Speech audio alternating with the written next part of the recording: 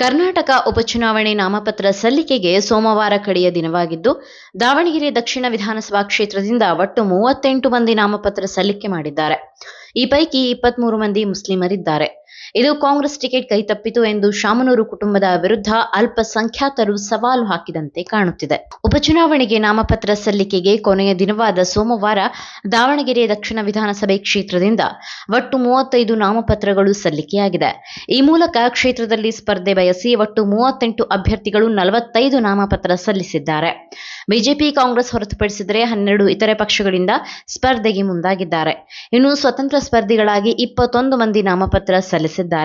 ಅಲ್ಪಸಂಖ್ಯಾತ ಮತಗಳು ಹೆಚ್ಚಿರುವ ಕ್ಷೇತ್ರದಲ್ಲಿ ಅಲ್ಪಸಂಖ್ಯಾತ ಸ್ಪರ್ಧಿಗಳು ಅಧಿಕ ಸಂಖ್ಯೆಯಲ್ಲಿದ್ದಾರೆ. ಒಟ್ಟು 23 ಮಂದಿ ಮುಸ್ಲಿಂ ಸಮುದಾಯದ ಅಭ್ಯರ್ಥಿಗಳು ಕಣಕ್ಕಿಳಿಯಲಿದ್ದಾರೆ.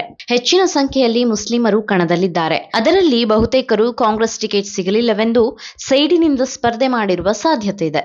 ಹೀಗಾಗಿ ಕ್ಷೇತ್ರದ ಅತಿ ಹೆಚ್ಚು ಮತಗಳನ್ನು ಹೊಂದಿರುವ ಅಲ್ಪಸಂಖ್ಯಾತ ಸಮುದಾಯವು ಗೊಂದಲಕ್ಕೆ ಒಳಗಾಗುವ ಸಾಧ್ಯತೆ ಇದೆ. ಜೊತೆಗೆ ಮತಗಳು ಕೂಡ ಹಂಚಿ ಹೋಗಿ ಕಾಂಗ್ರೆಸ್ಗೆ ತುಸು ಹಿನ್ನಡೆಯಾಗುವ ಸಾಧ್ಯತೆಯೂ ಇದೆ. ನೀವು ಸಣ್ಣ ಆಗ್ಬೇಕಲ್ವಾ? ಅದು ಒಂದು ಉತ್ತಮ ಆಹಾರದಿಂದ ಸಣ್ಣ ಆಗ್ಬೇಕಲ್ವಾ? ಪ್ರತಿದಿನ ನಮ್ಮ ಜೀನಿ ಸ್ಲಿಮ್ ನ ಯೂಸ್ ಮಾಡಿ ಯಾವುದೇ ಸೈಡ್ ಎಫೆಕ್ಟ್ ಇಲ್ದಂಗೆ ನೀವು ಸಣ್ಣ ಆಗ್ತೀರಾ.